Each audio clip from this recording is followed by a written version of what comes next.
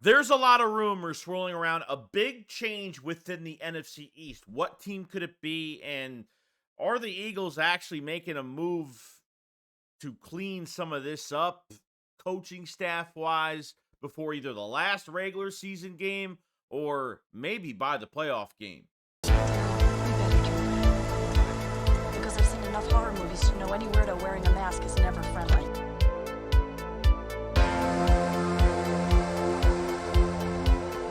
Yo, what is going on? I hope everyone's having a fantastic day today or trying to. And look, I'm going to be real with you guys. I'm going to go over a lot of reading material because I think we all really need to look at a lot of quotes from the head coach from last week to this week to yesterday, pretty much, whenever you're watching this video.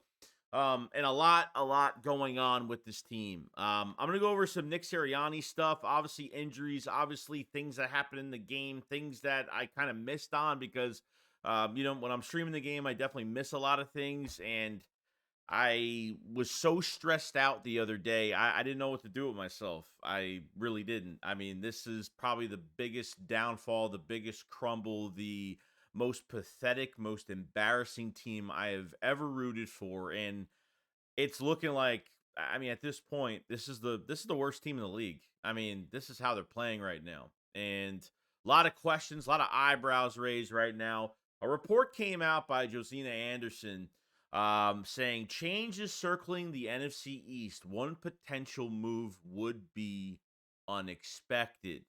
Now, this might not be the Eagles. I'm not really sure. I mean, this could mean a million different things, but Nick Sirianni getting fired wouldn't be unexpected. Okay, it wouldn't be at this point.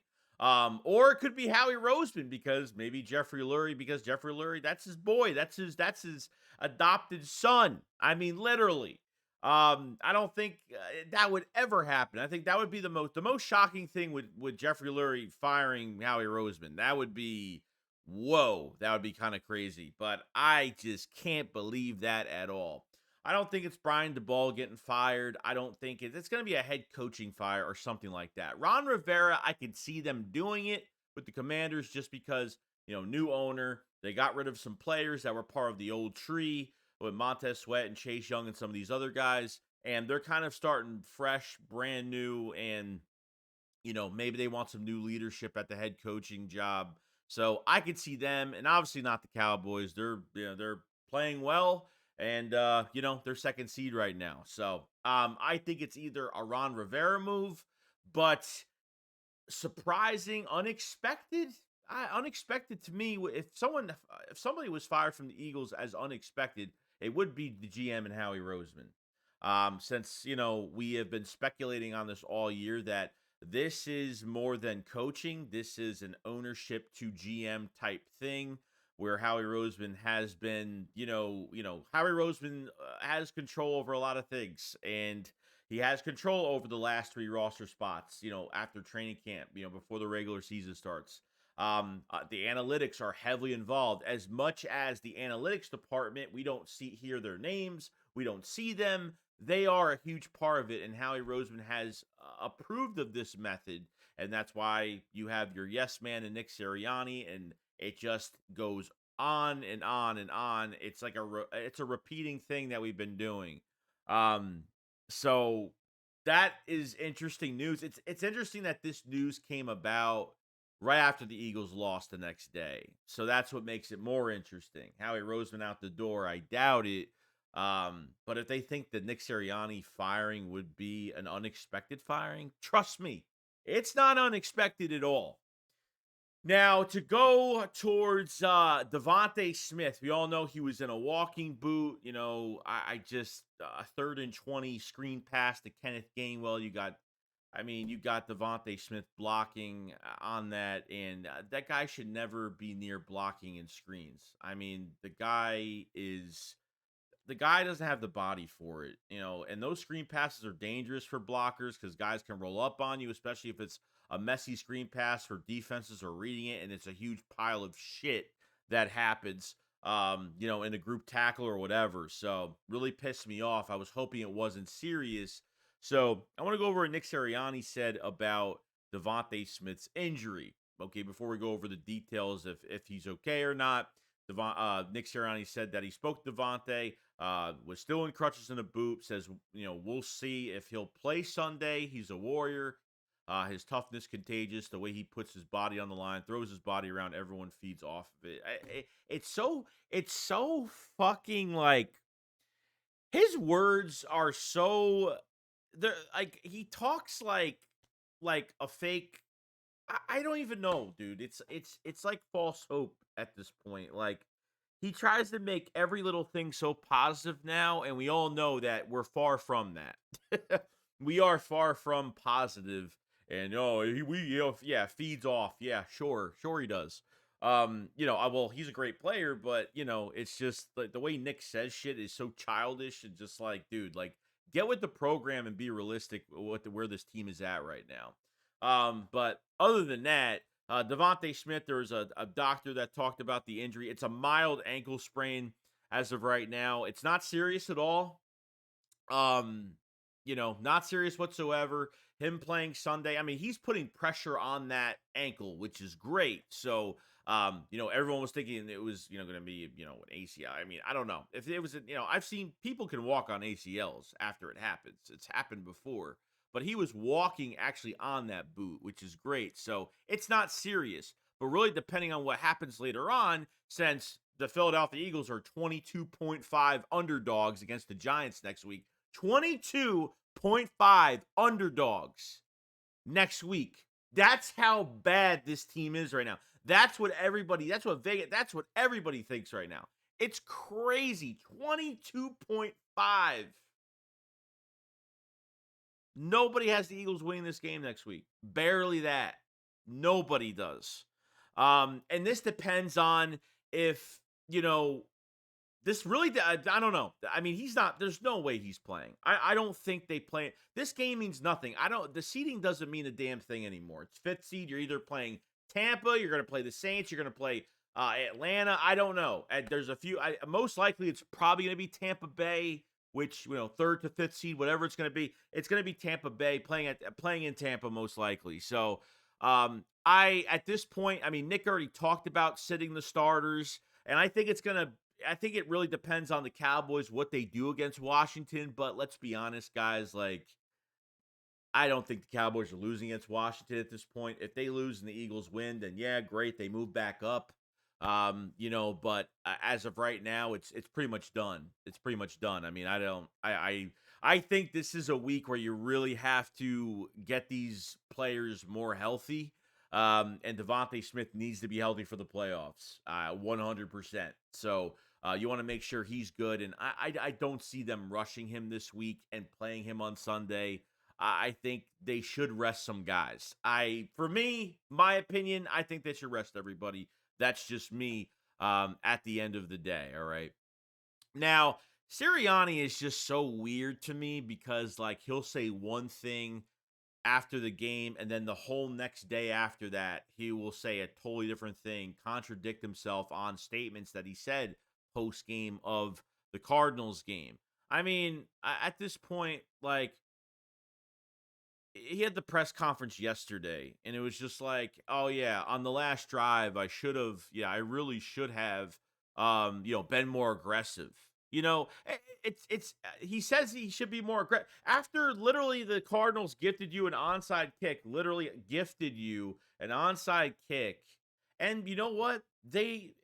Jonathan Gannon, this is a good or a bad thing because Jonathan Gannon knew, like, he knows that our offense can score. Okay, he knew that the Cardinals can score. He knows that the offense, the run game, it was killing us all game. It was just between Carter, between James Conner, it was just a nightmare. They couldn't defend a damn thing.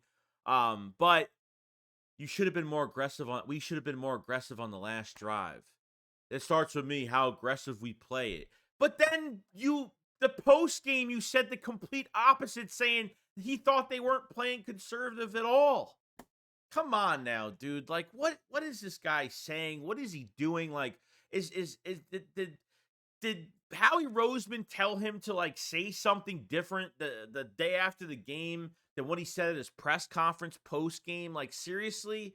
Like, come on, dude. Like, it's just ridiculous at this point. It's a clown show at this point. Like Nick is saying like the opposite of what he said post game. We're gonna, and then, oh, I don't think we were conservative at all. Oh, we have to be more aggressive. Yesterday, like 2 days, two different answers on the last drive. Did he go upstairs to Howie Roseman? Howie Roseman, oh, you got to say this at the press conference. You have to say this. Like that's how I feel like what's going on. It's like pure fucking puppetry. It's just insane, dude. Like I'm getting a fucking headache over this shit. Nick talks about fixing the problems too. Like he talks about, oh, on Christmas he was going through the playbook, or like, come on now, dude. Like stop trying to make everyone believe that you're trying your hardest right now. You've made no adjustments. You've brought in an offense with no experience. Seriously, you have one of the top rosters in the NFL when it comes to your offense, and you don't even know how to get guys open. You don't know how to, the RPO under center. You don't even run the ball. You ran the ball what 5-6 times with Swift in the first half. I mean, you're still doing the same shit as you have been doing. You haven't done anything. You haven't changed a damn thing. I thought after the Jets game, after the Jets lost, they would have changed up a little bit. Nope. Then they went on their gauntlet stretch. They won in the second halves, did nothing in the first halves, made these big comebacks, and then, got their ass kicked. Literally, the 49ers kicked their ass, Dallas kicked their ass, and it was just a nightmare.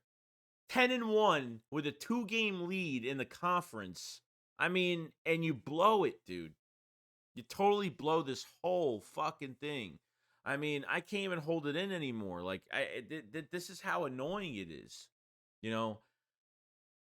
He claims that he's trying to get things right, and we need to stick together as a team, and we just need to fix this, and like it's over, dude. It's over. There's no fixing anything. Stop.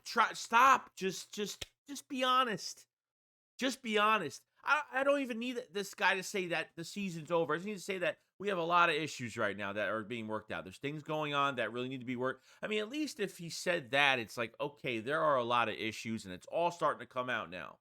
It's all starting to come out now because it's not even just the coaches. And you bring in, I mean, you panic moved. You replace Sean Desai with Matt Patricia, and it hasn't gotten better. Off-ball coverage, bend, don't break, no pass rush, got 3rd and 4, 3rd and 4, 3rd and 5.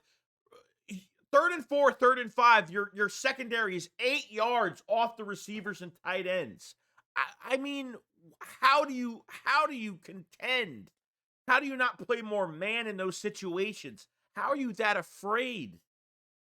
It's not getting better. It's not. It's a huge problem right now. And players are starting to give up. AJ Brown, I mean, a lot of reports. I don't give a shit if he doesn't talk to the media this week. AJ Brown, I am with him 100%. Fuck the media and fuck these coaches. They don't deserve his attention at all. None of them do. AJ Brown's the big reason why we're successful this year. He's a big success. He's a big reason why we're successful last year. 6 games, 125 plus yards, another 1,000-yard season by AJ Brown, and second year in a row with the Eagles. I don't care. Marcus Hayes, Elliott Shore-Parks, Jeff McClain, these fucking dumbass beat writers that just want to talk. Every time AJ Brown does something, and AJ Brown cleared it up, he's not mad at the media. He wasn't even aiming at the media. He says, I have no problem with you guys. He said that after the game, and then he just walked away, okay? Just walked away. But AJ Brown, between him coming to the sideline looking so pissed off, him sitting in the end zone so pissed off after that last drive, he was so pissed. I mean, I don't blame him. This is a big playmaker for this team he's taking accountability, okay? But he knows what the problem is. This is against the coaching staff. Jason Kelsey is starting to speak out. Did you see what Sidney Brown said the other day after the game? Did you see what he said a couple days ago? He was like, he said something about practice. The practice relates to these games, and he's not surprised. So the practices are a problem. the way the Eagles practice. Look at that quote by Sidney Brown. I totally forgot to even put it up here. Sidney Brown had an issue with the practices, how it's literally relating to these games. No wonder why we're playing like this the way we practice. That's not good. That's 100% coaching. Everybody's starting to crack now. There's no turning back. Kelsey's starting to get pissed off. I'm glad. I feel so bad for these veteran players in Fletch and BG. I mean, this is how you play. This is how Jason Kelsey goes out. I mean, Jason Kelsey could play for another few years, but would he really come back to this? He's a first ballot Hall of Famer. We all know this. Who the fuck would come back to this? Especially if they start firing coaches, forget about it. And this is going to be the same analytical bullshit, and they're going to keep the same defense that kept them successful from last year. And let me tell you something. I watched Jonathan Gannon's defense and what they did to us. Wow. It's really starting to show who has the control. Gannon blitzed us so much the other day. I mean, it almost amazed me to say to myself, wow. And I noticed it throughout the year that Gannon's line was getting a lot of pressure. Yeah, it's a 3-win team that just whooped your ass. Not even just that, but Gannon got his revenge, and Gannon looks great as a defensive coordinator from that defensive line and the pressure that he brings. It's really starting to show where the analytics are. The analytics are telling the defenses the last 2 years, this year and last year, to sit back, bend, don't break, and just defend an area. This is all analytics. This is all Howie Roseman. And this is connected to Nick Sirianni that wanted to keep the same defense as last year and found another stupid fuck of a coach to run it. Man, just crazy, dude. There's no way this is wrong. I have to be right. We all have to be right about this. AJ Brown, I'm with you 100%, dude. I don't give it. You don't owe nobody a fucking thing. Like, I know you're going to show up to practice. I know you give it your all. We all know this, and I have nothing against him for that. None of it. I don't care. The Inquirer is, every time he lifts his fucking finger, there's an article about it in the most negative fashion, and players are giving up on it. But not even that, though. I mean, I was like looking at a few things, few pieces here and there. Like, you activated Rashad Penny to not even give him a snap, and you took away one of the top lowest passer rating of a corner in Bradley Roby. And Bradley Roby ain't perfect. They sat out Bradley Roby. And I'm not going to lie. Eli Ricks didn't have a good game. Keely Ringo didn't have a fantastic game. I mean, it's hand in hand with your pass rush and the way you're using these cornerbacks off the ball. I'm sorry. Bradley Roby was literally benched as a healthy scratch for Rashad Penny. Rashad Penny was active. Why? Tell me why that makes any sense whatsoever. I'm still trying to figure it out. Why that even happened. You need as many DBs as possible. You don't need another running back active. At this point, why even waste your time activating him? For what? What is the point? It's not like you activated him because you're going to run the crap out of Swift and needed someone to compensate for him.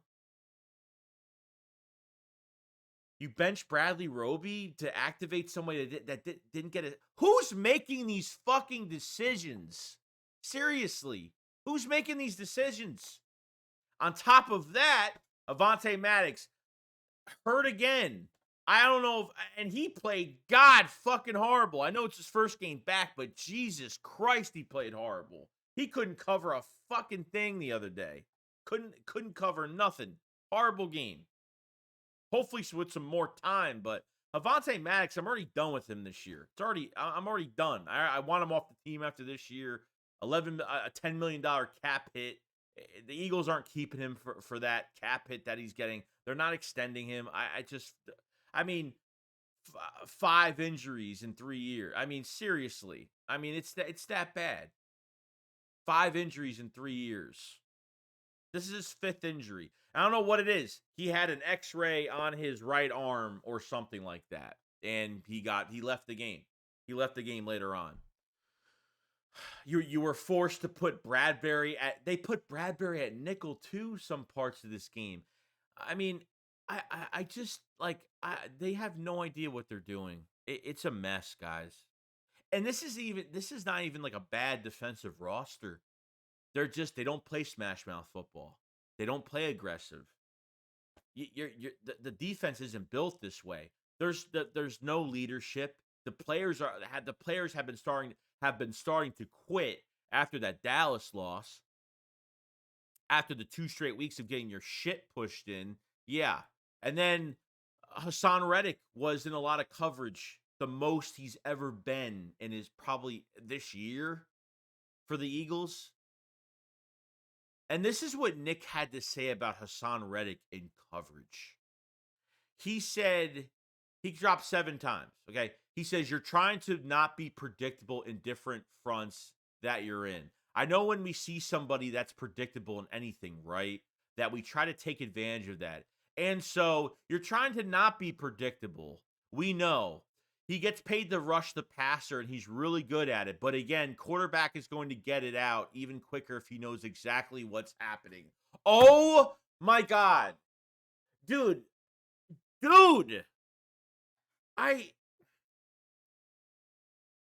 This guy is fucking kidding me. Like, you've got to be shitting me right now. Seriously. Defensive linemen they play all game. So what? That's on your defensive coordinator. That's on you to reprimand your defensive coordinator to be more aggressive, to not play your secondary off the fucking line 8 yards on short yardage. This is on you. Hassan Reddick lined up as a defensive end more times in a game is more predictable. Holy shit. Like, he's an edge rusher. They do the same shit for more plays every fucking game. This is what normal defensive linemen do, okay? And yes, Hassan Reddick in his past has been in pass coverage. It has happened before. 7 times in pass coverage. Oh, I don't want to make things too predictable. Who cares? You can't get pressure at all. So what's making anything predictable? I'm sorry, but how many games have we watched this year where the defensive line, where there's like literally 5-6 seconds to where the ball's still in the quarterback's hands and we haven't got to the quarterback yet? Where are the quick throws are because of your fucking secondary right now that literally can't, you have no trust in making these guys contend for a damn thing at all. I mean, wow. The more I'm losing brain cells. The more I hear from this guy, the worse it is. It's bad. It's beyond. It's really beyond bad. I can't even. I don't even know what to say. I honestly have no idea what to say. I don't know like what this guy's trying to do. Like Nick has looked pissed off, miserable. He just looks like he doesn't give a fuck. Like, is a change going to get made here? I mean, that's the question. I mean, that one was like the icing. The icing on the cake for me was literally that statement for Hassan Reddick. And, we can't, yeah, quarterbacks know he's going to be rushing off the edge. We can't make it predictable. It's like, who gives a shit? Who else is getting pressure? He's not the only one lined up.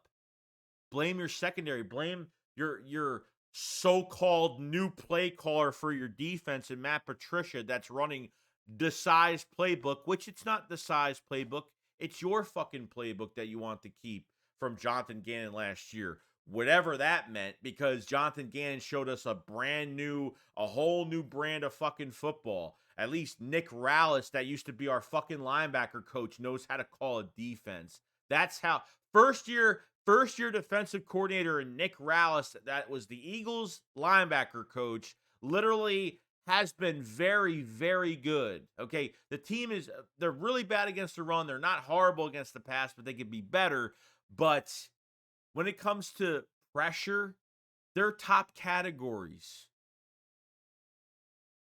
I mean, you're hiring dumbasses that have to be controlled. I'm not feeling it, man. This I'm not feeling what uh, I know it's a front office problem, and Howie Roseman has to let go because this is not going to be good.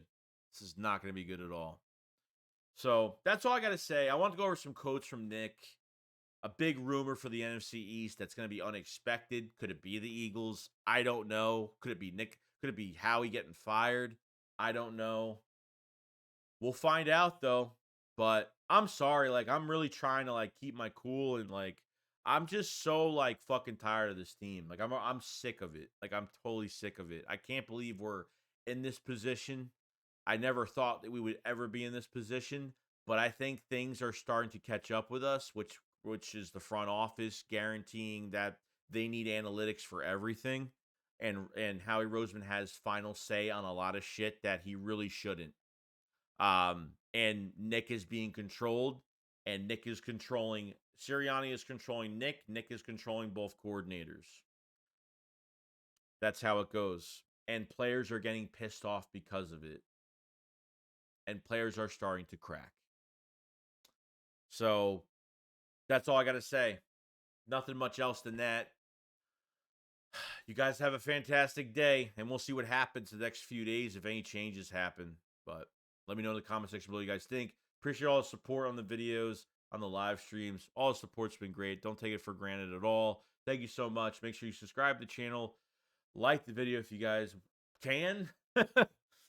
And I'll see you guys on the next one. Shake Squad up. Follow Slide. Peace out, guys. Peace.